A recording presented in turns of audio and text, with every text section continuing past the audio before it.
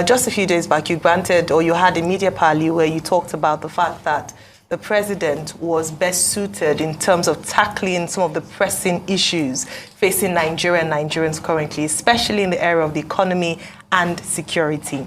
I'll go first to his handling of the subsidy removal, which has come under, in some aspects, praises, in some instances, criticisms, especially with regards to the effect on the ordinary Nigerian. What's your view on how his announcement in his inaugural speech has impacted the lives of Nigerians following subsidy removal? Thank you very much.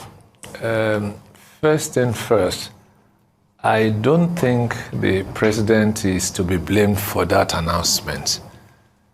To the extent that, as you are probably aware, by virtue of the last budget, the subsidy is no longer there.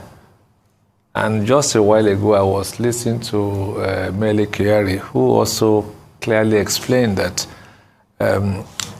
budget is different from cash backing, that in truth and indeed, the budget says that there is support until the end of this month. But the fact of the case is that it's not cash backed. The budget is, yes, is law, it's an instrument. But of course, we all know that most of the time in this country, people hardly achieve even 50–60% of budgetary provisions. I think what the president has done is to, as it were, kick the ground running by saying clearly that we shouldn't expect anything in terms of continuous subsidy. The other thing that I want our people to appreciate is that everybody in the last God knows how many years have come to the conclusion that the subsidy was not sustainable. But nobody was bold enough, and even the outgoing president said, okay, to go after he has left. And somebody has come and has said, let's stop deceiving ourselves. One thing that I have noticed, which many people have not spoken about, is that the biggest problem about the subsidy is that we're just not subsidizing Nigeria, we're subsidizing West Africa. And I do not see how it can be sustainable anyway. And if there are no ways, the borders are open, if there are no way of ensuring that the subsidy remains within the shore of Nigeria, which is also part of the problem of smuggling, then clearly we can't continue to subsidize the entire West African sub-region. We don't have such capacity. And I think Mele Kyari has also said that, let's put it this way, Nigeria is broke.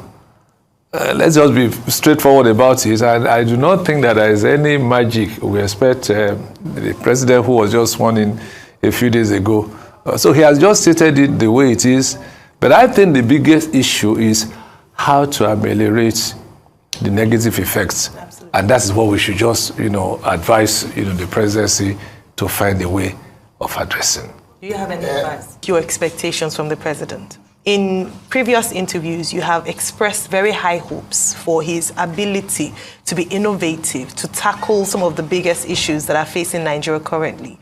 You talk about uniting Nigeria. You talk about security challenges, and you're confident that President Tinubu has what it takes to decisively deal with these issues. I want us to start first of all with uniting Nigeria. Yesterday, we had Mr. Olisa Agbakuba on the show, and he spoke to these matters. But I'd like to get from your view in terms of how the president can begin to unite the nation and also deal with security challenges. Well, first and first, the reason why I feel the President Tinubu have such capacities, among other things, is because that he's been around for some time. If I remember, I met him when he wanted to run for Senate, there about 1991. During that, and I think that's probably how many years now. And consistently, he has remained active. And of course, in the last few years, he has also virtually become a national figure of some sort. And if there is one person or one of the few people that I think duly understand the problem of Nigeria, he's Bola Ahmed Tinubu as an active politician. From that perspective, I don't expect anything less from him. And from the rumor mills that we're already getting, I've had all sorts of meetings that have gone out of his way to look at people who have fundamental differences to the polity. I've heard about meeting with Radical Kwakwaso. You all know how Kano politics is. And I've had quite a number of things that are going on, and I won't be shocked if at the end of the day, in terms of formulation of his cabinet, you see that rainbow coalition of sorts, which is actually aimed at uniting the polity. But I also want us to say that poverty has no color. If he gets his economic parameters right, and we are in a position to provide jobs for our people, that really is the key. You'll find out that everybody will get busy. One of the things that have excited me is a few weeks ago when I heard that oil is now being explored in commercial quantity in certain parts of the north. Because either a number of people feel that, oh, this is where the wealth is, and to that extent we have rights which are not being duly accorded to us. If we do have a country as we do have today, where virtually everywhere have something to put on the table, this issue of taking the resource from here to develop here, which has been part of the problem that has continued to unite us, the reason for all the agitations we're having in South-South to the Southeast, if we're able to remove that by economic planning, to some extent, you just find that the temperature is going down. My own feeling really is that all this hula baloo is about economic emancipation.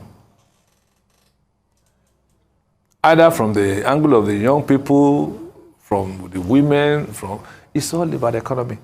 And I think that if there is somebody who can get the economy right today, it's probably Bola Tinubu. Okay, let me jump quickly because we have very little time. Let me jump to the Senate. Little time? I thought you were going to harass me well today. We don't have all the time. The show will end at the usual time. So let me ask you, number one, the first question that a lot of Nigerians, and I engage with Nigerians, especially the young ones online, and the question that they've been asking is, oh, you have the former governor of Ogun State who's now senator-elect, and there are so many other former governors who have become senator-elect, and some of them are already there as senators, and they're going back for second term.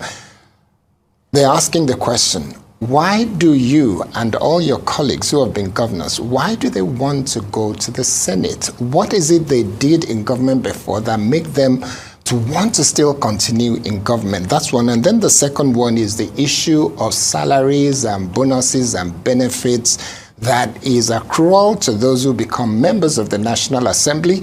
There is this concern that the amount of money budgeted for the National Assembly, do you think it should be reduced in considering the level of poverty of a lot of Nigerians, 130 million by some people, possibly over 100 million poverty-stricken Nigerians, and the National Assembly is still having budget that is massive? Well, first, on the issue of governors wanting to go into the National Assembly, you can probably say that I'm a kind of exception. I left governance 12 years ago, and a lot of those 12 years, even though I wasn't particularly absent in the polity, I've done some other things with my business and so on and so forth. But sometimes it's about you sitting down and saying, what has happened? And do you want to carry all this experience to the grave, or you still want to try to offer something? That's for me what really it is. Now, coming about what is being the allowances in the National Assembly, I must confess to you, I was one of the people who feel that whatever it is, it should be scaled down. But let us also be careful. Whereas the primary duty of the National Assembly is to go and make laws, amend laws for the general good of the people. But the expectation of the people down there are completely different. These days, they now begin to evaluate National Assembly members in terms of the project they bring home, what they have been able to, how many people they've been able to employ, how many people have they been able to privately support, how many people have they been able to give scholarship to. Partly that is because the way it is, the executive, in all their energy, have not been able to touch the grassroots to a large extent. So to the ordinary man on the streets, okay, this one is governor, okay, he's doing 10 things. You are a senator. If you can't do 10, why don't you do 3 or 4? So what I have found out in my interaction with my colleagues is that to a very large extent, these so-called humongous bonuses and salaries that are getting, they are not the ones spending it. Okay. A large number of that goes back to the constituency, where some of them are awarding scholarship, Medicare, all sorts of things are going on. So, except and when we're able to tailor this situation correctly, I really do not think that, what we're talking about holds so much water. Yes? 2 quick fire questions. Number one, you're leader of the Remo Christians. In a scenario where Mr. Yari emerged Senate president, you have the president, the vice president, and the Senate president all Muslims. What will that mean to you? Secondly, what's your relationship with Governor Dakwa Abiodun as we speak today? First, I've spoken about a religious factor. If I have my way, I would like to see a lot of balancing going on there. But again, there are so many other factors. I don't want to begin to waste your time because I also listen to what are the issues. At the end of the day, what you are looking for is a stable polity in all ramifications, and I just want to leave it at that. It's my governor. There is nothing unusual about our relationship. Your friendship and your alliances with people like Mr. Amosun and co. No, in the last I think a number of people got it all wrong. Are you sure you're in good terms? With my governor? Yeah. Did he tell you otherwise? No, I'm just asking. I'm just asking because of those alliances, and you know where he is with Amosu now. Look, Amosu has not been my friend. He was one of the people who actually harassed me when I was out of government. But you formed an alliance with him? It wasn't an alliance, but at a stage, you begin to sit back and you say, what is it all about? I then came to the conclusion that there's no need for all these wars. So you said it's not your friend, but he's your friend now. Amosu is your friend now. I've resolved issues with everybody. Listen to me. When Kashaman was alive, he publicly said that he spent 3 billion naira to destabilize my government. What for? There are no personal issues. At the end of the day, I was happy. God saved his soul. I resolved with him before he died. So and that is what I've done with everybody. Amosu, Oshoba. The same thing with Oshoba. I defeated Oshoba in 2003. And you know how it is, how strong and powerful Oshoba was as a governor. For a rookie like me to come from nowhere and take him out massively, it was war. And for the last few years, it was war. We just managed things. But one fine day I sat down and said, what is this all about? What am I fighting for? No more wars. So, Oshoba, what's the problem? You want to lead the party? You are the leader. Amosu, what's the wahala? No problems. You've done your wars. You've taken me to FCC. God has delivered me. No more wars. Therefore, you are most welcome. He used to be Amosu's best friend. Now Amosu turned against him and he came to me for support. Okay, no more wars. I support you. So you feel that Pavilion is cool with your new alliance and relationship with Amosu? No, he cannot. And because let me tell you this, I don't know as a matter of fact that he's looking for ways of resolving with him as well. So why do you want me to be fighting the person that I know I'm aware from my vantage position that if there is an opportunity to sit the two of you down to resolve, you are ready to resolve? Why should I fight him? So the Pavilion is ready to resolve with Amosu now? I'm telling you that from my vantage position, I'm aware. Don't forget, I'm also another statesman in Ogun State today. And there's nothing that's going on in any corner that I'm not aware of. So the point I'm trying to make is that you get to a stage in life and you begin to ask yourself, have I taken their wives or girlfriend? No. Have I stolen public funds? No. About ego, you are bigger, you have great potential, let me cut you down, all of that. I've gone beyond it. And I've come to the conclusion that where God wants to take you, He will take you, notwithstanding whatever anybody say. So my position, and I also had to do that because I came into the party. And I felt that, look, part of the challenge we must have here is that we must not allow these little things to destroy the bigger picture. The bigger picture is to install the president. So if there are issues, those ones are small issues. And it's inevitable. Somebody who is governor, he wants to show that he's governor, fine.